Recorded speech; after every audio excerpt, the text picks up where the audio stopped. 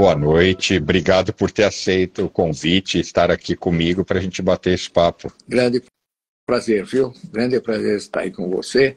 Vamos ver se a gente consegue fazer alguma coisa produtiva aqui para os nossos seguidores, para quem estiver te acompanhando aí, tá bem?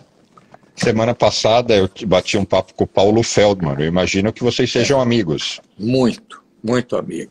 O Paulo, criatura que eu quero muito bem, um grande colega de trabalho, uma pessoa muito interessante, o Paulo. Tá. E antes de a gente começar, mais uma pergunta. Sim. Quando eu comecei minha carreira, e até foi por influência dessa pessoa que eu fui estudar economia, eu fui trabalhar com o José Aurélio de Camargo, que era filho do professor José Aurélio de Camargo.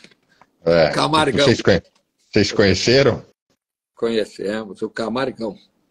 Ele era um professor famoso da casa e muito querido, porque, além de competente, ele era muito assim, solidário. E o filho era um cidadão também extremamente simpático, muito jeitoso, caiu no ramo da educação, né? E por lá ficou. Pessoa que eu gostava bastante também, viu? Eu tinha 15 anos e eu fui trabalhar a convite do Zé Aurélio no Sindicato das Escolas Particulares com ele. Isso, é isso mesmo. Pessoa muito bacana, né? Todos muito bacanas. Assim, eu sou muito grato por tudo que ele fez por mim, mas até pela posição política dele, tinha muita gente que não gostava, né? Achava que ele era meio encrenqueiro, mas essa parte não cabia a mim. Ele era assim, ele era muito combativo, à direita, né? E isso naquela ocasião não era bem aceito. Acho que até hoje não é muito bem aceito, não. Mas é perfil, né? Perfil, personalidade. Cada um é de um jeito, a gente tem que aceitar, né, Bruno? Verdade. Bom, mas e o Milei? Vai conseguir aplicar tudo isso que ele falou na campanha? Porque, para começar, e me corrija se eu estiver errado, 40% da população está no nível de pobreza ou abaixo. Outros 17 são funcionários públicos. Então, quando a gente pega só esses dois universos, funcionalismo público, ele fala que vai querer acabar com ministérios, demitir um monte de gente, etc. Assistência, ele diz, isso eu não acredito, mas em algum momento ele disse que ele quer reduzir. Isso vai causar um caos social, uma rebelião. Bom, você sabe, quem elegeu o Milei foi a fome. Essa é a grande verdade. Ter 40% da população na pobreza significa que tem muita gente morando na rua, muita gente sem nenhuma assistência, absolutamente abandonada. E isto acaba invariavelmente se transformando numa redução da classe média. A classe média fica muito esmagada. Populacionalmente, ela passa a ser um percentual muito baixo. E aí estabelece-se o clima para você fazer o populismo. E assim que o Bolsonaro se elegeu, assim que o Lula se elegeu, e assim o Milei se elegeu também. Cada um com as suas mentiras, com as suas promessas, como um bom político deve fazer para ganhar, né? Agora, depois que você ganha, as coisas começam a mudar. Então, em primeiro lugar, ele acabar com esses programas sociais, ele pode aperfeiçoar, ele pode melhorar, criar regra de saídas nos programas sociais, como nós devíamos fazer no Brasil também. Podemos fazer aí uma série de coisas, mas acabar, eu acho que ele não dura, ele cai, ele vai para o impeachment. Lembra que ele tem na Câmara uma posição minoritária no Senado, né? E qualquer pedido de impeachment pode se transformar numa realidade com uma base tão pequena. Por outro lado, ele faz aquelas promessas absurdas, né? Eu vou acabar com o Banco Central. Porra, como é que fica? Como é que se viabiliza o sistema financeiro sem o Banco Central? Como é que você consegue controlar a quantidade de moeda? Lembra daquilo, da velocidade da moeda, né? Como é que a gente consegue controlar o M1, o M2, o M3, esses elementos da política monetária, se eu não tiver um banco central para coordenar isso? Como é que eu vou fazer o fechamento das posições bancárias dia a dia? Como é que vai existir aí os empréstimos interbancários com uma taxa que nós chamamos no Brasil de CDI? Como é que são as taxas de empréstimo de banco para banco, de um banco que fechou no positivo contra aquele que fechou no negativo, né? E as taxas de redescontos, que quando o interbancário não é capaz de suprir o fechamento, você tem que recorrer aos redescontos do Banco Central com uma taxa um pouco mais alta. E nos momentos de efeito dominó, quando um banco que estiver quebrando, sabe? Ficou uma coisa assim, quase infantil. Quando o cara fala que vai fechar o Banco Central, eu falo assim, meu amigo, você não está bem. Você está com um problema de saúde mental, porque não é possível você ter uma economia sem Banco Central. Pelo menos não me lembro de nenhuma. Tá? Isso que eu ia dizer, né? Não existe nenhum... eu não me lembro de nenhum país que não tenha o Banco Central. Né? Não. Você precisaria ter uma economia absolutamente dolarizada. Então, fala assim, o Fed vai fazer a minha política monetária. Bom, naturalmente, o Fed não vai se preocupar com a Argentina. Ele está preocupado com o mercado americano um pouco, é enorme, né? Então, é uma coisa tão infantil, né? Você não tem dólar para isso. Falam em 12 bilhões de dólares necessários para suportar as transações da Argentina. Fala-se disso, eu não tenho muita confiança nesse número. A Argentina tem 2. Então, é ridículo. Ela tem menos de 20% daquilo que precisaria para pensar num processo de dolarização. Eu sinceramente, quando ouço essas bobagens, eu fico pensando que o populismo é uma coisa terrível. Nós vivemos anos de populismo com o peronismo, não é? Que destruiu o país. E agora entra alguém de direita com ideias mais estúpidas. É um negócio preocupante. O populismo, ele se apoia justamente em um dos alicerces da pobreza, né? E a ignorância.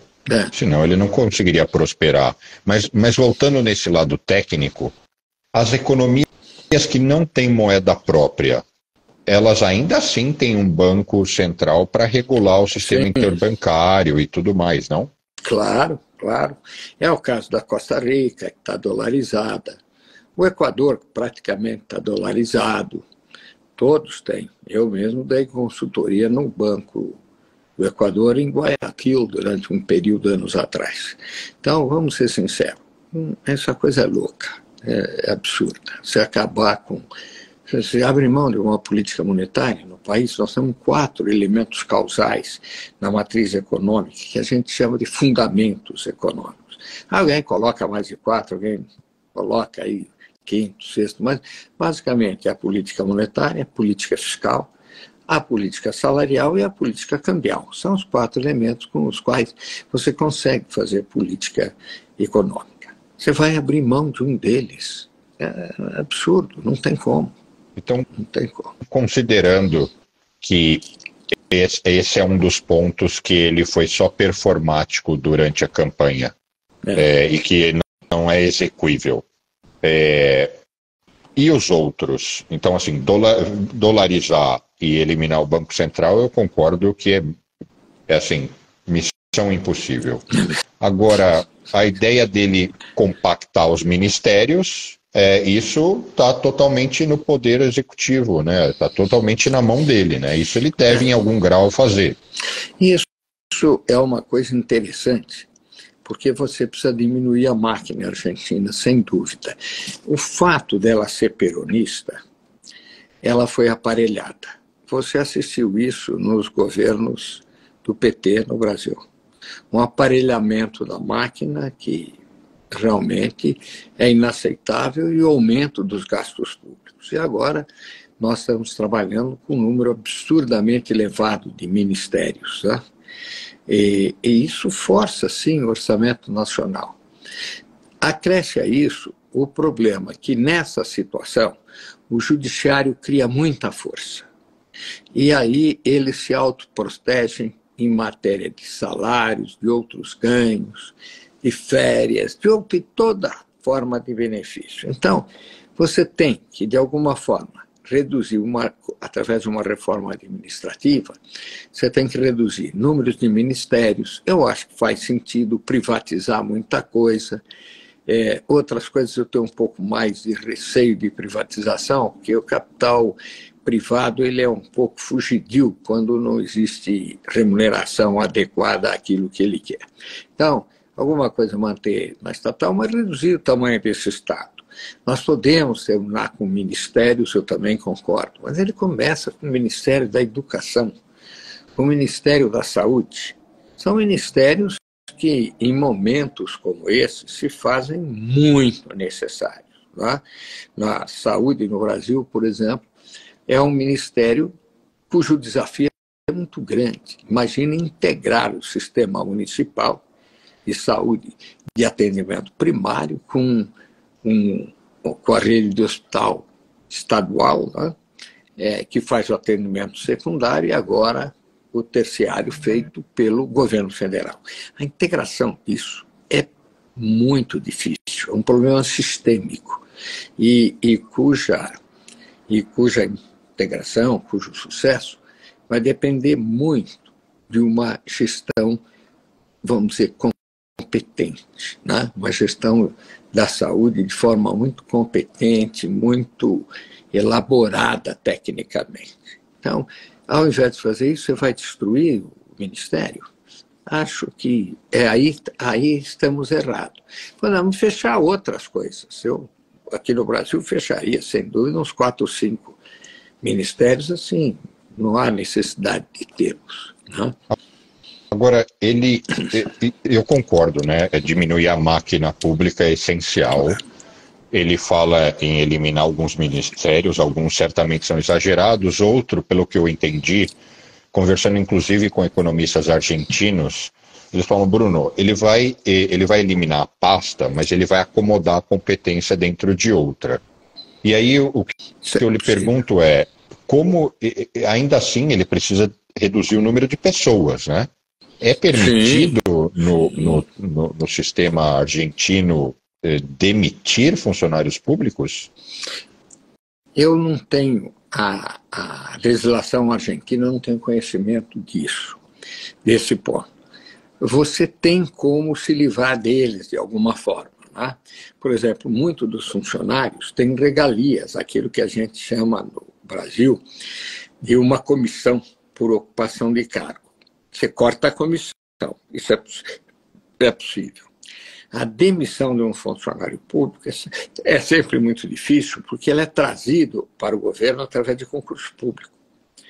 E esse concurso público dá a ele a garantia de que ele terá um salário sempre medíocre, né? Nunca tem um grande salário, mas sempre garantido.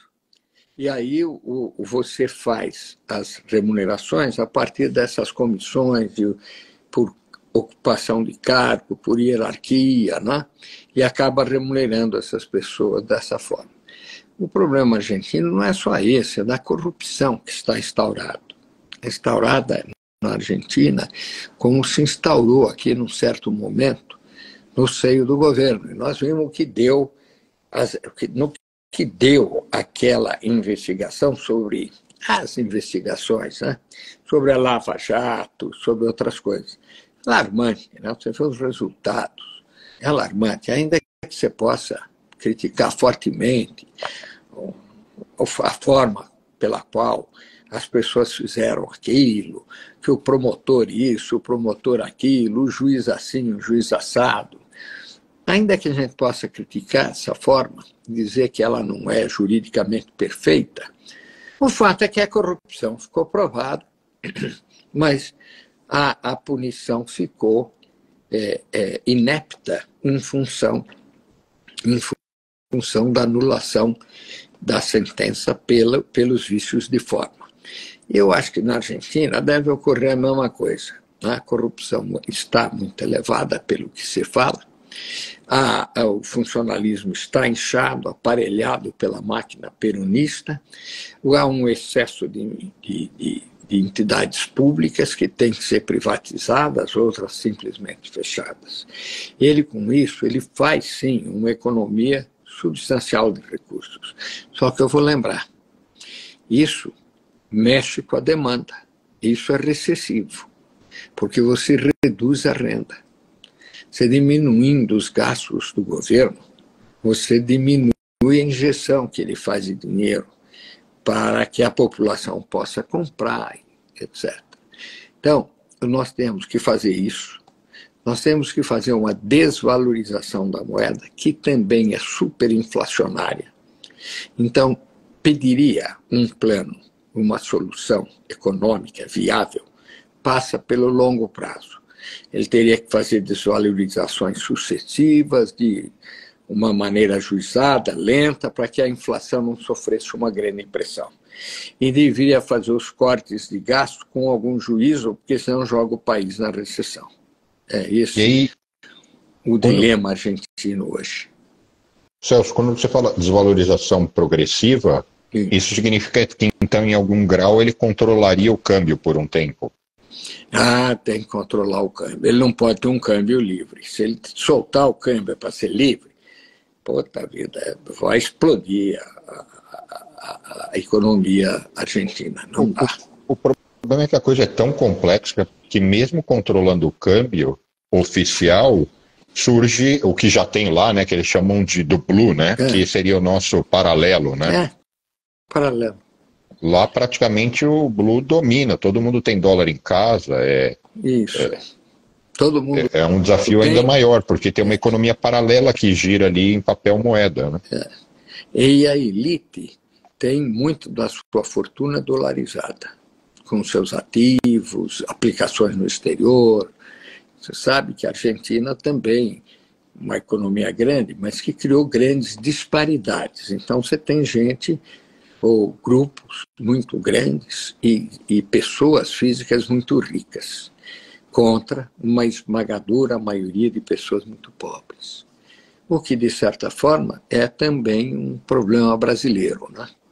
Imaginam que os bancos hoje estão distribuindo de lucro e sobre a forma de dividendo sem pagar impostos.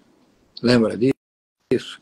O Itaú mostrou, olha que coisa assustadora, neste último trimestre, um lucro de 9 bilhões de reais, que ele vai, em alguma medida, distribuir. Digamos que dos 9 bilhões, ele distribua 5 ou 6. Você já pensou o que isso significa para as famílias que são donas do Banco Itaú? E sem pagar imposto nenhum, porque a distribuição de dividendo. Desculpa, isso é de uma injustiça social muito grande, muito grande. Eu gosto do Banco Itaú, acho que é extremamente eficiente. Trabalhei com eles muitos anos, prestando assessoria, vendendo pesquisa e tal. Tenho uma grande admiração pela competência deles.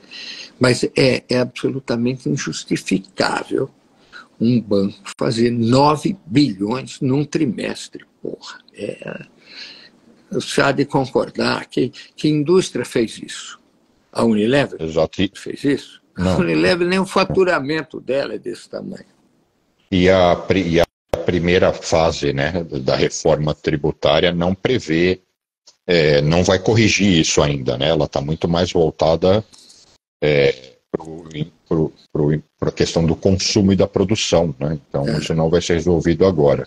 Mas voltando no tema Argentina, então ministérios, por mais que ele corte e diminua de uma certa forma, o fato é que ele não consegue chegar do dia para a noite e sair demitindo funcionários. Neutral e dólar, a gente passou por isso. Como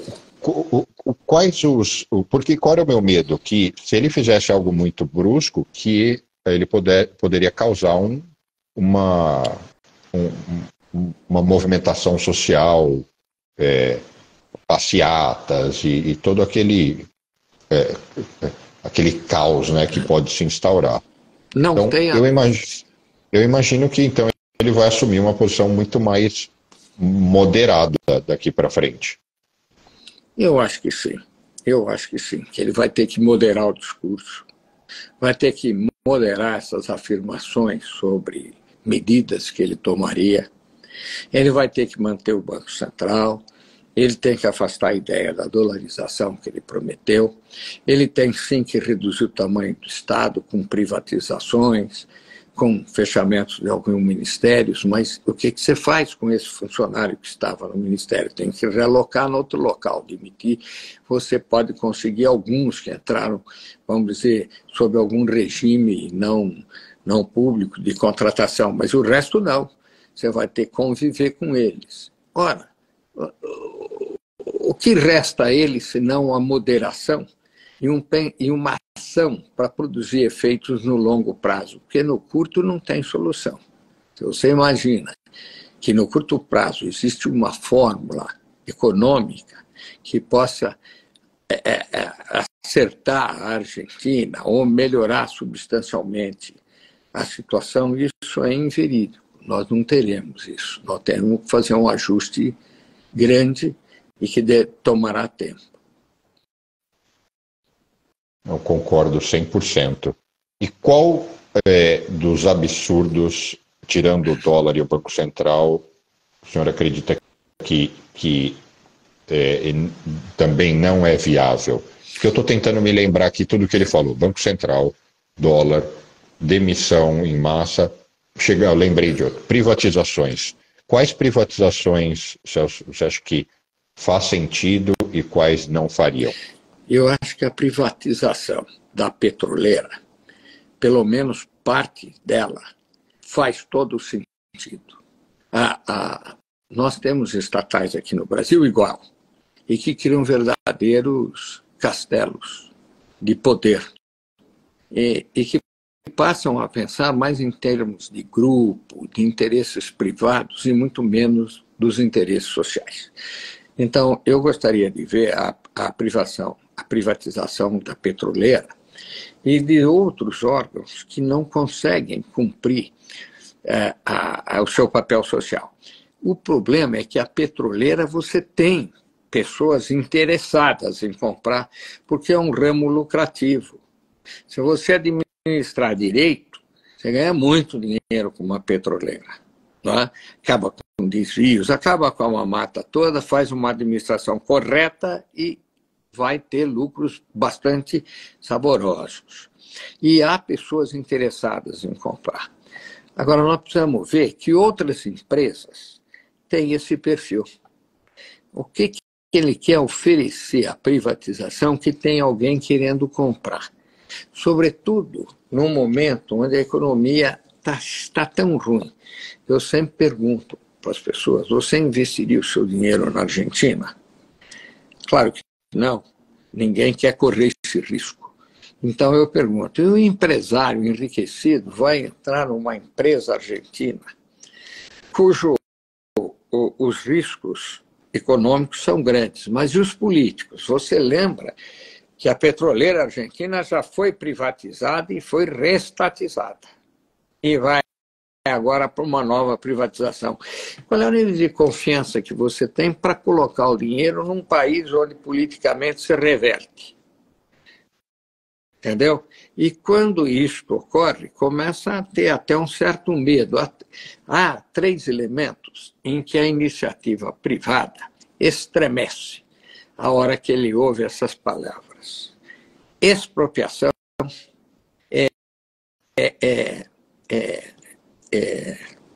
confisco, não é? Onde há uma diferença aí, não é? Quando você faz um confisco, você não é obrigado a pagar.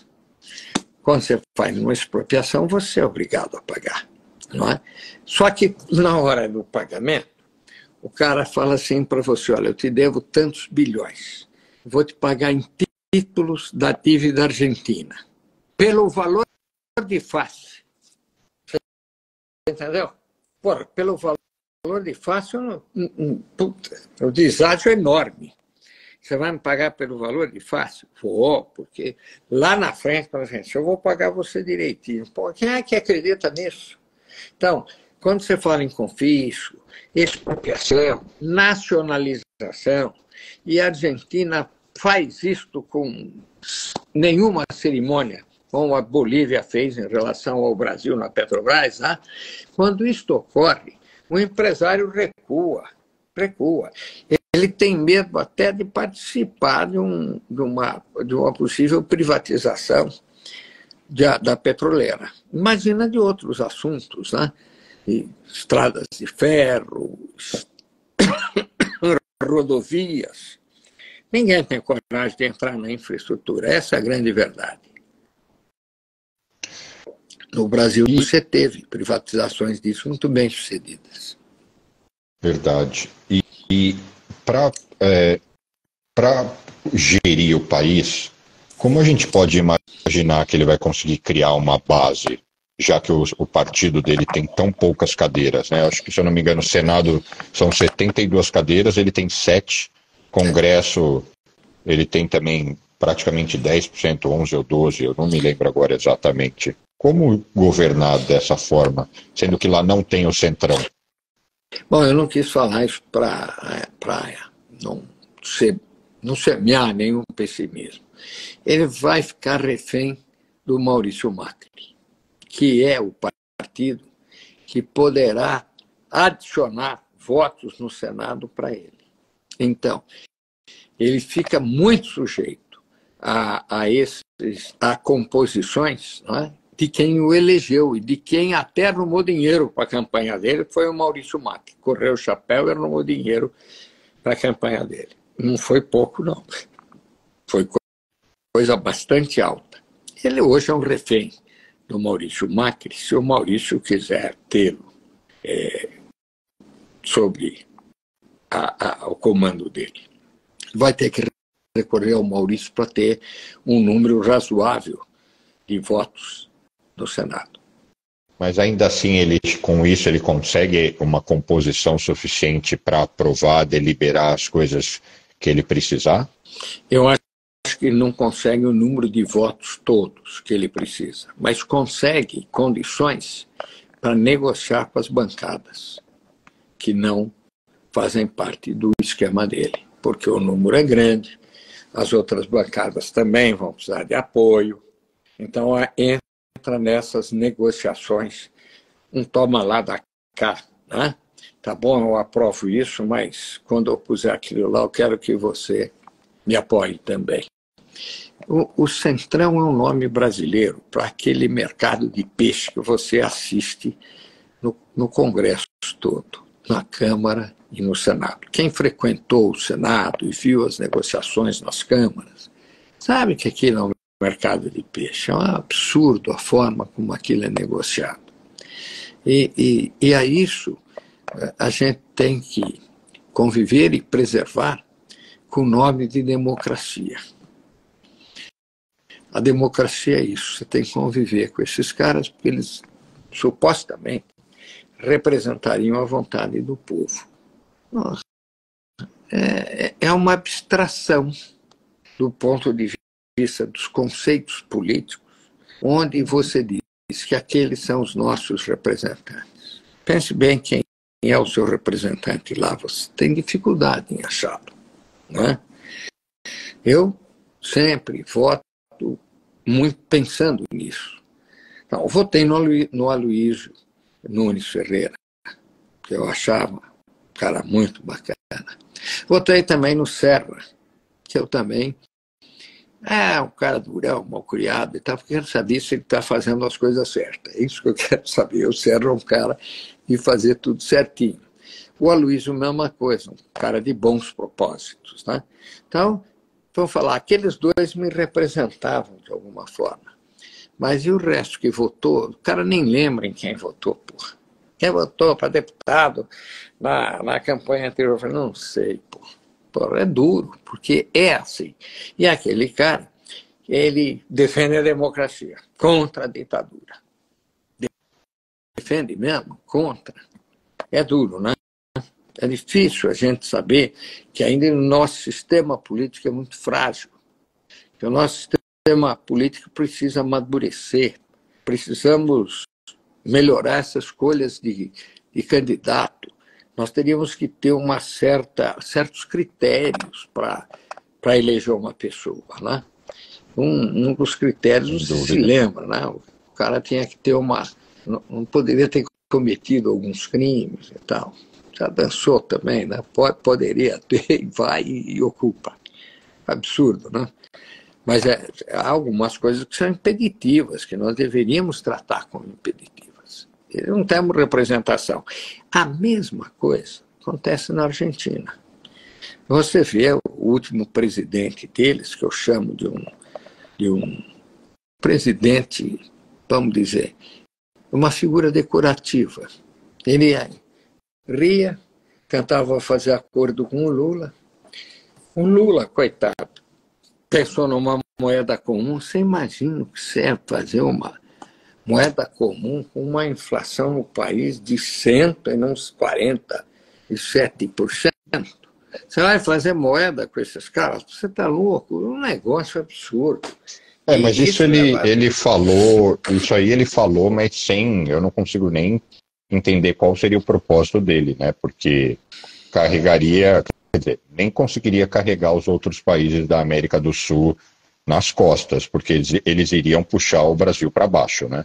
Não que nós estejamos no mar de brigadeiro, mas ainda assim 80% dos outros países da região estão ainda pior, né? Veja a situação do Equador, da Bolívia, né? A situação política no Peru, veja a Venezuela.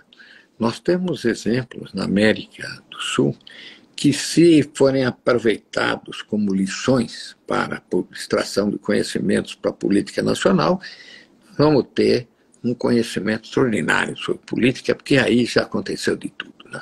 De tudo. Coisa absurda. Agora, uma pergunta que eu sei que a resposta vai ser extensa, mas eu acho que é super válida, e ainda mais com o privilégio de um professor com o seu conhecimento para debater isso. Por favor. Como a Argentina resolve esse problema inflacionário dela? E de algum grau a gente pode até comparar como foi no Brasil, porque eu acho que é uma referência, né? Mas o senhor deve saber que por aí as pessoas não entendem nem direito como é que a inflação surge, o que é expansão monetária. Então acho que dá para a gente explorar um pouco isso. Como a Argentina vai eventualmente, independente do Milei, como resolveria uma inflação tão caótica, tão alta? Uma primeira coisa que eu quero colocar é a seguinte: não existe a possibilidade de fazer um plano similar ao Plano Real, por questões institucionais. Nós temos a liderança do Fernando Henrique Cardoso, em primeiro lugar. Tivemos a liderança do Itamar Franco. Este, sim, foi um líder limpo. Se você olhar a vida do Itamar, não existe corrupção, não existe nada disso. É um cara tranquilo. Bom, o Itamar fez isso. Teve a condução também do Ciro Gomes, que, com todos os defeitos, é um indivíduo de bons propósitos e que gostaria de emprestar sua contribuição no sentido de melhorar a situação brasileira. Nós tínhamos também uma liderança na área econômica muito forte, né? Pércio Arida, Edmar Baixa, André Lara Rezende, que é um caso controverso, mas de um homem muito preparado do ponto de vista econômico, né? E tínhamos uma equipe, não é indiscutível que a nossa equipe do Ministério da Fazenda é uma elite, não é? Como o Itamaraty é uma elite, o Ministério da Fazenda nosso é uma elite, não há o que discutir nesse sentido. Então, nós tínhamos uma situação política muito diferente, uma situação econômica muito diferente, uma proposta que contava com o apoio da população em função da liderança do Fernando Henrique, que contava com o apoio também do Congresso. Então, foi um caso de uma manobra, de uma engenharia política absolutamente inédita e que trouxe o Brasil, através da desindexação e de outros atributos, a uma situação muito equilibrada. Bom, a Argentina teria solução, tem solução, mas eu vou insistir, tem que ser de longo prazo. O problema dela é estrutural. Ela tem que conter esses gastos e reduzir essa dívida interna dela, que é 4, 5 vezes maior que a base monetária.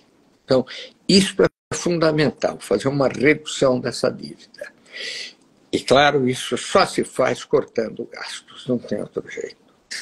A outra coisa é trazer a Argentina para uma situação de competitividade mundial, porque ela tem boas exportações. Ela não exporta apenas carne, soja, ela tem outros itens também de maior valor agregado.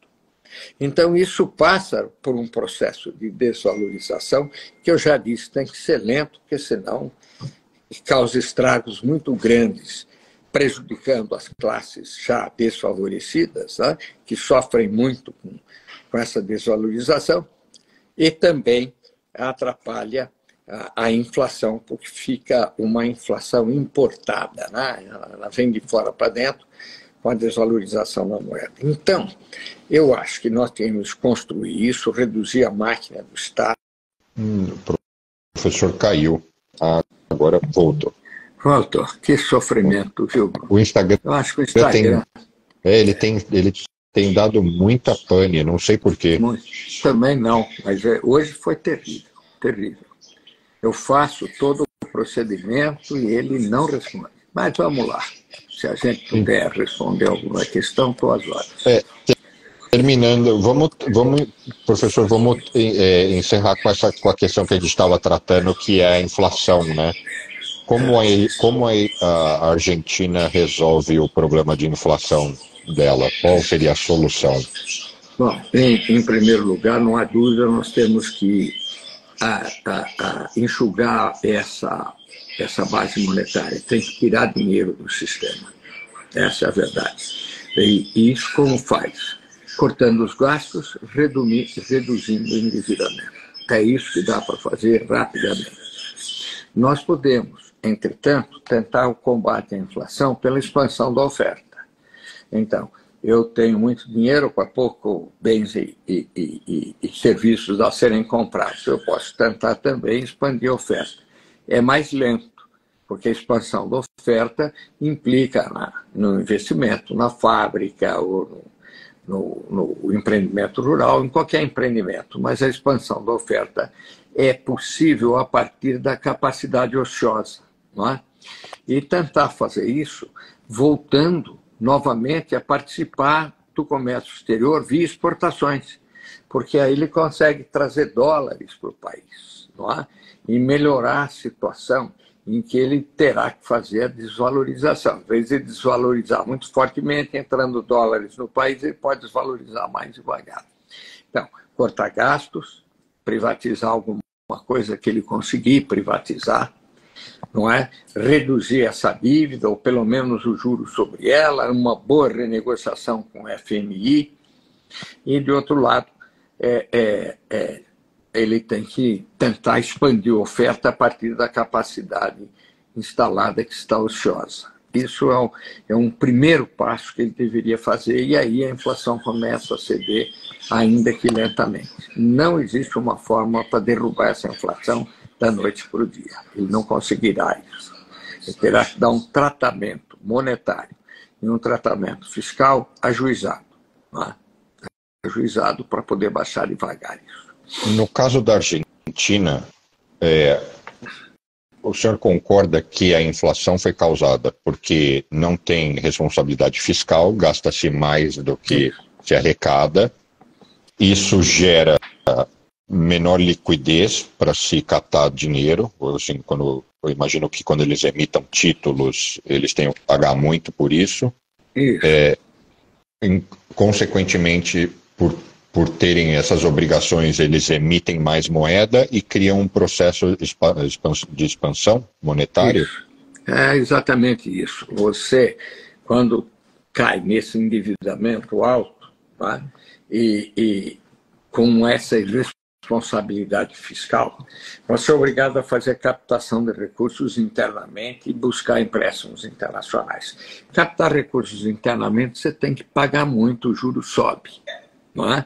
E você aí se vê na condição de ter que honrar em algum momento aquele título acrescido de um juros muito alto e devolve o dinheiro para quem te emprestou, aumenta a liquidez do sistema, assim sucessivamente, e vai ampliando aquela base monetária de tal forma que, em algum momento, os preços disparam.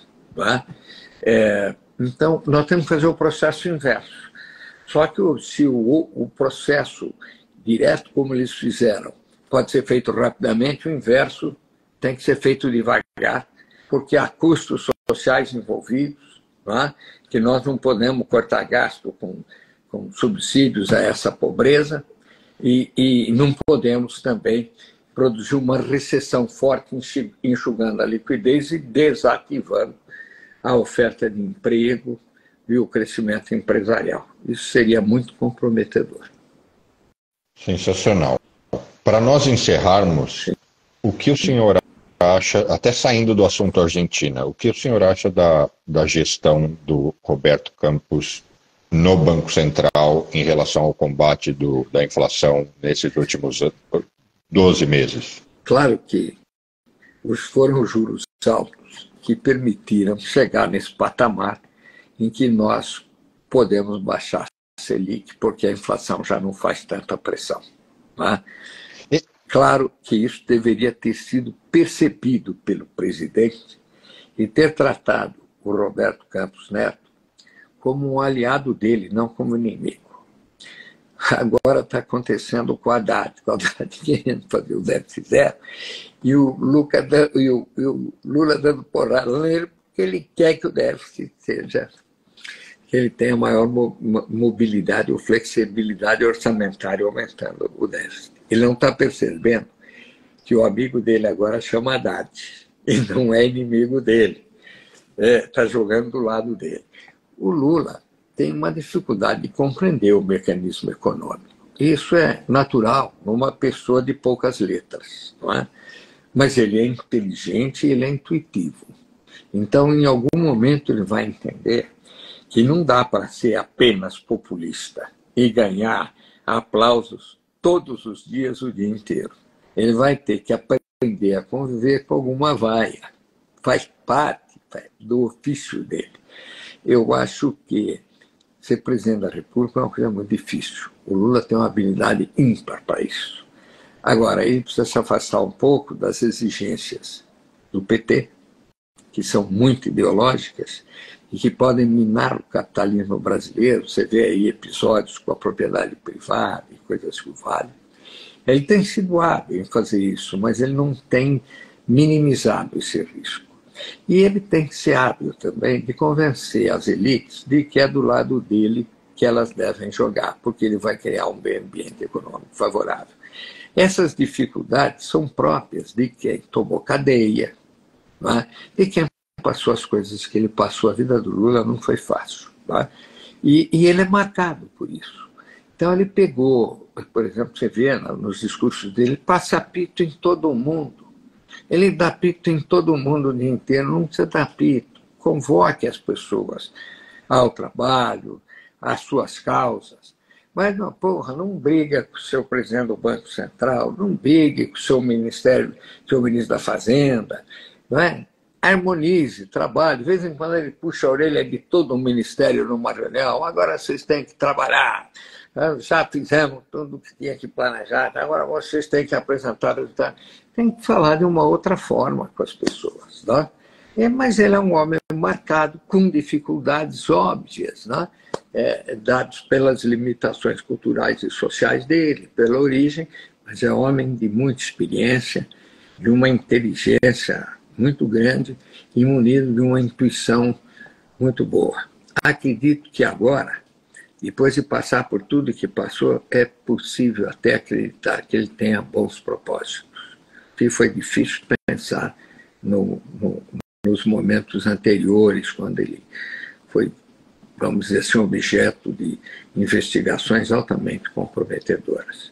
Eu acho que essa fase ele deve ter superado e agora ele pode até ter as melhores das intenções em relação ao seu país. Provavelmente ele queira também resgatar a dignidade, porque ele passou por momentos terríveis, né? Não foi uma única vez, foram várias vezes. Eu vou ser sincero, ele estando no poder, pegando direções certas, nós temos que apoiar. Porque não se trata de Lula, Bolsonaro, de qualquer outro que estiver de plantão. Se trata do país, da nossa economia, não é? Se trata do nosso desenvolvimento, da minimização da nossa pobreza, da presença do Brasil no cenário internacional. Enfim, nós temos muito que evoluir e ganhar com um presidente que tenha juízo, que esteja bem intencionado e que possa intuitivamente, ainda que intuitivamente, dar soluções aos nossos grandes problemas. Sensacional. Maravilha. Poxa, professor, muitíssimo obrigado pelo seu tempo, pelo bate-papo. Imagina. E espero que a gente possa marcar algum encontro pessoalmente, ou visitá-lo, ou na USP, ou onde for. Seria um grande prazer para mim. Eu conheci você através daquele jornalista que fazia na Globo, aquele programa super bacana de Nova York. E ele fez uma entrevista com você que me impressionou muito, e eu passei a ter por você uma grande admiração, fiquei muito feliz com o seu convite e gostaria muito de conhecê-lo pessoalmente. Eu ficaria muito honrado com isso. Vai ser um prazer, a honra é minha. Muito obrigado. Obrigado pelo papo hoje e mantemos contato. Eu mando um alô em breve. Muito obrigado, eu vou ficar muito feliz em receber isso, viu? Vamos estar juntos. Bom, Grato então, por tudo. Um ótimo resto de semana e tudo de bom. Um grande abraço. Igualmente a você. Obrigado. Um abraço. Tchau. Tchau, tchau.